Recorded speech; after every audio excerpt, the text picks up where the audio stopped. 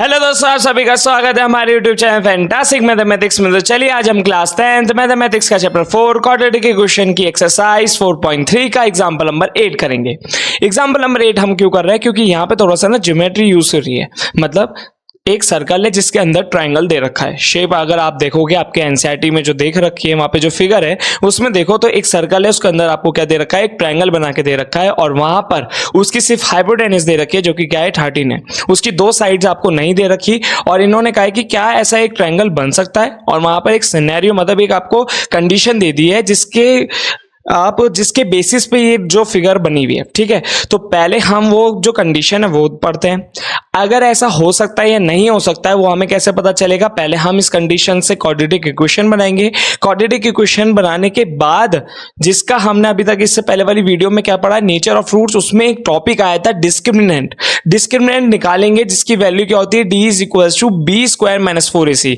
अगर उसकी वैल्यू 0 से बड़ी या 0 के बराबर आ जाती है तो यहां पर ये जो कंडीशन आपको दे रखी है एग्जांपल नंबर 8 में वो हो सकती है, वरना वो नहीं हो सकती। तो हम क्या करते हैं? एग्जांपल नंबर 8 को पढ़ते हैं। तो एग्जांपल नंबर 8 में कहा है a pole has to be erect at a point on the boundary of a circular park of a diameter 13 meters in such a way that the difference of its distance, ठीक है, तो यहां पे क्या कहा है? Distance from two diametrically opposite fixed gates A and B on the boundary is 7 meters. Is it possible to do so?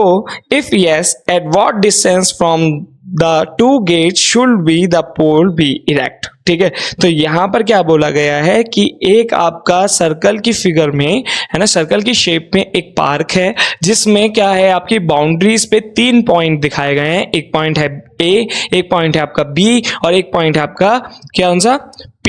ठीक है, P जो पॉइंट है उस पे एक पोल जो है, पोल मतलब डंडा टाइप है ना, सरिया मान लो, लोहे का सरिया मान लो, वो सीधा खड़ा हुआ है। वो कैसे खड़ा हुआ है कि जो A और B है, यहाँ पर जो पॉइंट देखोगे आप फिगर में दिख रहे होंगे आपको, A और B है वो एक दूसरे से अपोजिट है, मतलब डायमेट्रिकली। डायमेट्रिकल मतलब सर्कल का डायमीटर होता है। तो अगर A यहां है तो उससे ठीक अपोजिट वहां पर आपकी तरफ, तो वहां पर क्या है? B है, और ये दोनों क्या है? गेट्स है। अब इन्होंने कहा है कि वो जो पोल है, जिस पॉइंट पे P पे पोल खड़ा हुआ है, वो क्या है कि A से P का डिस्टेंस और B से P का डिस्टेंस जो है वो कितना है? उनके बीच का जो डिफरेंस है वो कितना है? 7 है। ठीक है, तो यहां पर हम पहले तो देखो इस डायग्राम को समझते हैं। तो यहां पर जो एग्जांपल नंबर 8 है, ठीक है, उसमें आपको एक सर्कल दे रखा है। ठीक है, उस सर्कल में आपको ऐसे करके क्या दे रखा है? एक ऐसे डायमीटर बोल दिया ऐसे, है ना, तो डायमीटर ही मान लेना, थोड़ा सा हो जाता है बोर्ड पे ड्राइंग बनाते हुए थोड़ी सही नहीं आती। ठीक है, यहां पर ये क्या आ गया? पोल आ गया। अब यहां पर ये जो आपको डायमीटर दे रखा है ना, वो है 13। ठीक है, अगर मैं इसको थोड़ा सा, चलो इसको थोड़ा ऐसे बना लेते हैं, ये समझो यहां पर है, सेंटर से जाना चाहिए ना। तो ये देखो, ये रहा हमारा सेंटर। ठीक है, ये पॉइंट हो गया हमारा A।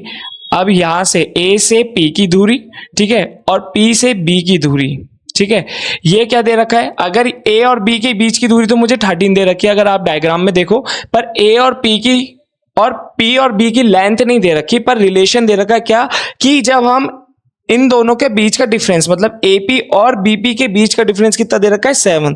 तो यहां पर देखो क्या बोला है कि the difference of its distance from two diametrically opposite fixed gates A and B on the boundary is 7 metres. इसका मतलब है कि जब मैं AP में से BP को माइनस करूंगा तो वो कितना आ रहा है? 7 के बराबर है। तो यहां पर सबसे पहले मैं क्या करूंगा? देखो आपकी मर्जी, आप AP को x मानो या BP को x मानो। तो यहां पर मैं मानता हूं कि द डिस्टेंस ऑफ AP, तो AP का डिस्टेंस सपोज करो मैंने x मान लिया। ठीक है, तो BP कैसा आएगा? तो BP कैसा आएगा? यहां पे लिखेंगे the distance of BP, the distance of BP। तो देखो, जब इन्होंने कहा है कि AP माइनस BP जो है वो कितने के बराबर है? 7 के। ठीक है, आपने AP को मान लिया x, क्या मान लिया? x। तो यहां पर देखो ये इधर जाएगा तो ये हो जाएगा x माइनस 7, मतलब 7 इधर आया और BP उधर गया, तो BP की लेंथ कितनी आ गई? x minus 7। तो BP कितना आया? यहाँ पर सॉरी BP लिख दिया मैंने, ये कितना आया? x minus 7। ठीक है, अब यहां पर हमें ना एक सर्कल की थोड़ी प्रॉपर्टी पढ़नी पड़ेगी। कैसे? देखो, अगर ये डायमीटर है तो इसका मतलब इसने इन दो जो है, देखो ये डायमीटर है तो यहां पर मेरे को एक सेमी सर्कल इधर मिल गया और एक सेमी सर्कल मेरे को इधर मिल गया। अगर आपका कोई पॉइंट है जो कि क्या है, ऐसे सेमी सर्कल पे लाई कर रहा है, जिस कौन से सेमी सर्कल की बात कर रहा हूं मैं, ये वाले, ठीक है, और ये पॉइंट इस पे लाई कर रहा है, तो जो इसका एंड पॉइंट है मतलब ए, ठीक है, इस डायमीटर का जो ए एंड पॉइंट है उसकी पी से दूरी, ठीक है, और उसकी किससे दूरी जो है बीपी, ये जो दो लाइन बननी है ये आपस में हमेशा क्या होती है, परपेंडिकुलर होती है। अगर ये परपेंडिकुलर है तो यहां पर हमारा क्या बन गया, यहां पर हमारा बन गया 90 डिग्री का एंगल। अगर ये 90 डिग्री का एंगल है तो ये जो आपको ट्रायंगल दिख रहा है कौन सा, ए पी बी, तो ये कौन सा ट्रायंगल है, राइट एंगल ट्रायंगल है। कौन सा है, राइट एंगल ट्रायंगल है। और अगर ये राइट एंगल ट्रायंगल है तो यहां पर हम क्या लगा सकते हैं, यहां पर हम लगा सकते हैं पाइथागोरस थ्योरम। अगर हमें एक मतलब ये वाली साइड तो पता चल गई x, a p, b p हमें पता चल गया x माइनस 7, तो ए बी कितनी है, ए बी हमें दे रखी है इन्होंने कितनी, 13, ठीक है।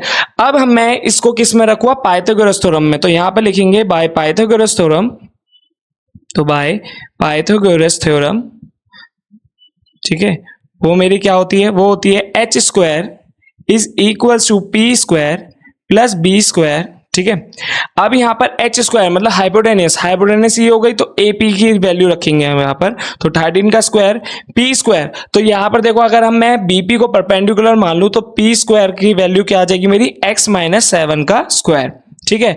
फिर प्लस बी स्क्वायर, बेस क्या है मेरा, बेस मुझे यहां पे दिख रहा है एपी, तो एपी की वैल्यू कितनी है एक्स, तो एक्स का स्क्वायर।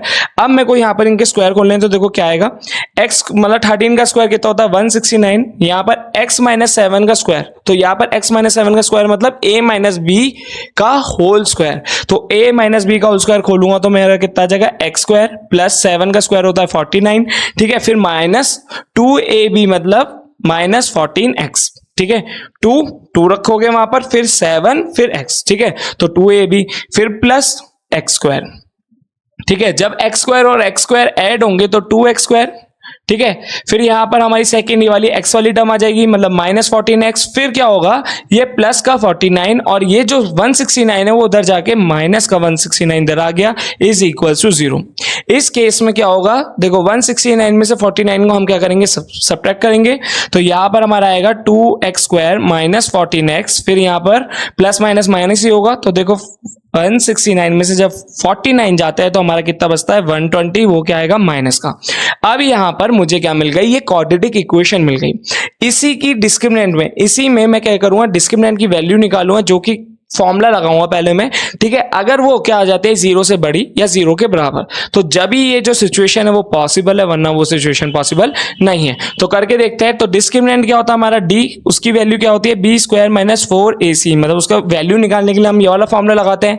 अब यहाँ पर ये जो आपको क्वाड्रेटिक इक्वेशन दे रखी है उसको कंपेयर करेंगे हम, a x square plus b x plus c से इज इक्वल टू 0, ठीक है। यहां पर मुझे a की वैल्यू क्या मिल रही है, a की वैल्यू मिल गई मुझे 2, ठीक है। b क्या मिल रहा है, b मुझे मिल गया माइनस 14, ठीक है, और c क्या मिल रहा है मुझे माइनस का 120, ठीक है।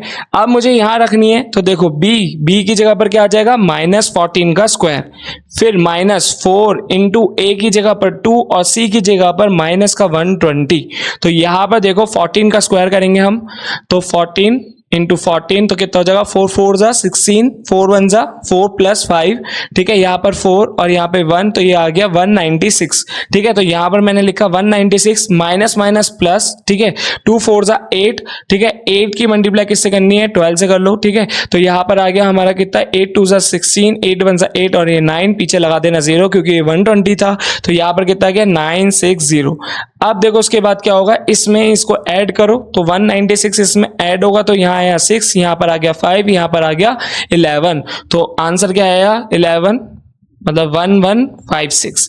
ये जो 1156 आया है इसकी वैल्यू तो 0 से बहुत बड़ी होती है, तो इसका मतलब है यहाँ पर ये जो सिचुएशन है वो पॉसिबल है। अगर ये सिचुएशन पॉसिबल है तो अब आपको इसके क्या निकालने हैं, आपको इसके निकालने हैं रूट्स। तो अब हम इसके क्या निकालेंगे, यहाँ पर रूट्स निकालेंगे। तो देखो रूट्स कैसे निकालेंगे हम इसके, ठीक है, इतना रीजन मैं मिटवा देता हूँ थोड़ा, ठीक है।